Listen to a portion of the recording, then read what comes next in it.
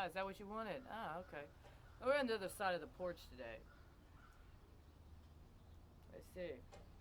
Got the pumpkins beside me, behind me. You may or may not be able to see them. My homemade, what did I call that? Muscle relief? Not meant for massage, by the way, just so you know. I'm not that kind of a person. I don't make shit like that.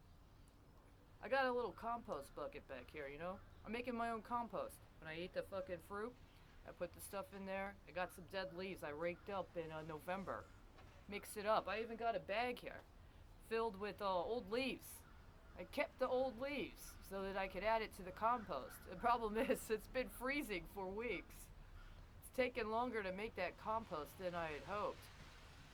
But by the time this area starts thawing out, and the sun starts doing what it's supposed to do, which is exactly what it's doing right now, I'm gonna be good to go.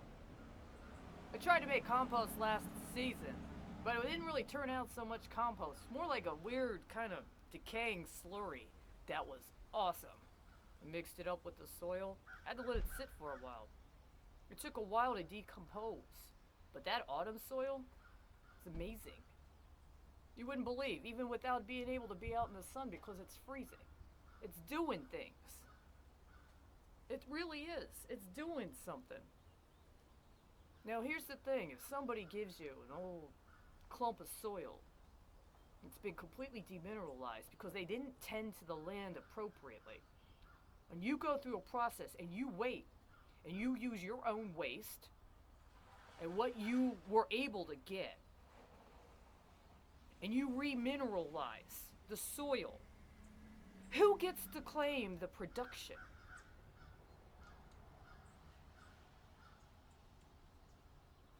What happens if they take your seeds? You have seeds. They're natural. They're yours. But somebody thinks your seeds would be better in somebody else's soil. Now, you need all this stuff in order to be considered legal here. We need your seeds to give to somebody else so we can give you a document that says you're able to access all this other shit. Now, by the way, that document has to be based on a document from somewhere else, where you and your soil came from. Before, for whatever reason we justified, you were told to leave and go away somewhere else, and now you're here. And you had to take our old soil that was completely demineralized so nothing grew, and wait and tend it. Even though we didn't even acknowledge your capacity to own land yourself. Oh, what about the seeds? Am I supposed to go get seeds from somebody else? I mean, I still have some of my own, right? But, you know, we're dealing with inclement weather. Nobody could ever have predicted that Texas would have to deal with weather like this. Nobody ever predicted that Texas would ever have to deal with a protracted freeze incident. Nobody ever predicted they'd have to deal with water mains breaking. They'd have to deal with the internet going down. They'd have to deal with the fact that their soil doesn't have any more minerals anymore, so they're going to have to import something to remineralize it if they want to grow food to eat. Right? Nobody ever had any anticipation of any of these things. It's amazing how much we learn and relearn every season. Because sometimes you learn different things. Like you learn that you don't really know what the summer yielded until the spring comes around. That's the thing. It didn't hit me until this freeze. When you take my harvest, what do you get in the spring? I got enough left over. I did what I could with what I had.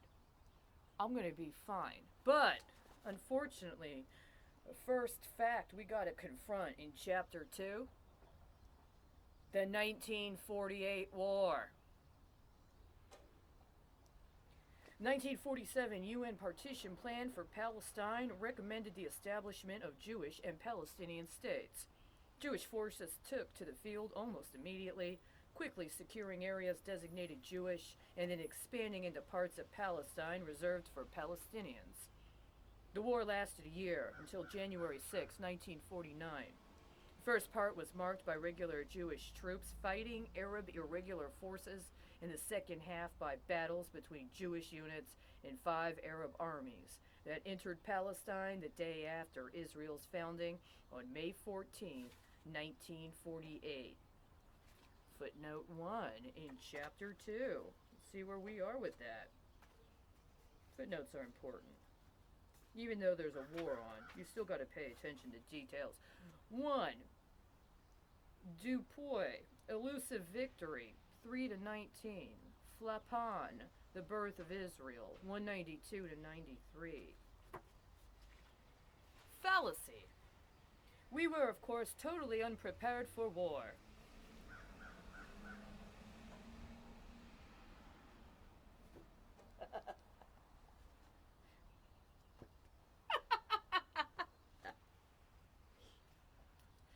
Golda Meir, Israeli Prime Minister, 1975. Meir, My Life, 211. Fact. Israeli plans for war began in earnest the day after passage of the UN Partition Plan on November 29, 1947. All Jews aged 17 to 25 were ordered to register for military service. 3. Quigley, Palestine and Israel, 39. On December 5th, Zionist leader David Ben-Gurion ordered immediate action to expand Jewish settlements in 3 areas assigned by the UN to the Arab states of Palestine. Footnote 4. Palumbo, the Palestinian catastrophe, 40. By mid-December, they began organized military action against the Arabs in Palestine under a strategy spelled out in Military Plan Gimel. Ah. Well. Aims of Plan Gimel were to buy time for the mobilization of Jewish forces by seizing strategic points vacated by the British and to terrorize the Arab population into submission. Footnote 5.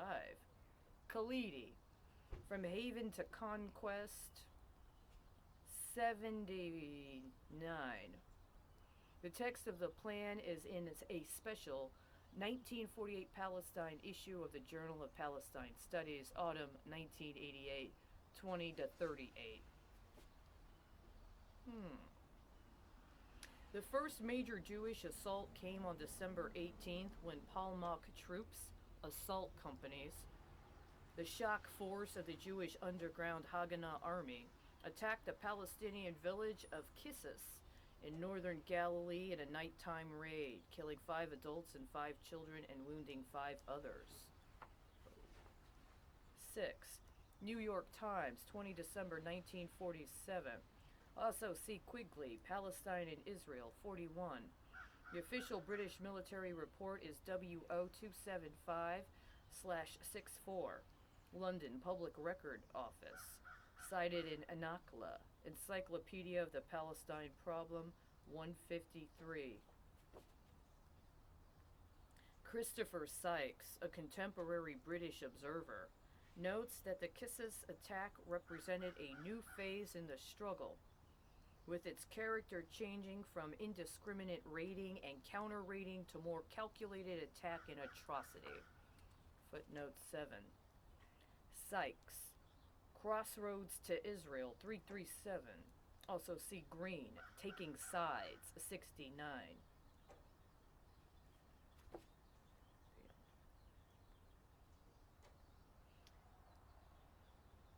On December 19th, Ben-Gurion ordered that Jewish forces strike aggressively. Quote, in each attack, a decisive blow should be struck, resulting in the destruction of homes and the expulsion of the population.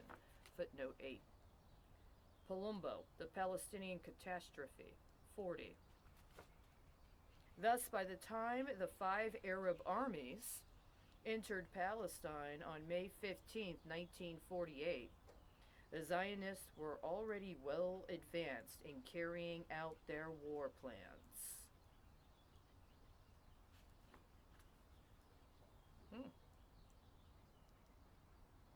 3 and 1?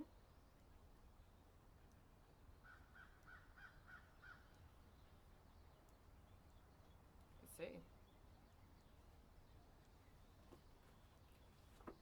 Ah! 22, 23, 24. Oh, I missed it! Damn. Well, now I'm going to have to wait. How am I going to entertain you for another 30 seconds? Right? If you miss one deadline, you don't get to appropriately dispose of it. How do you recycle it, huh? What's it going to come back as next?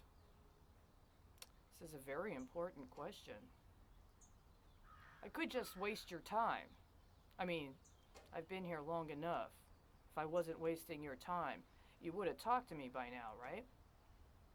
You didn't say anything about what Golda Meir did the night before those armies entered. It's an interesting selection to start off the war.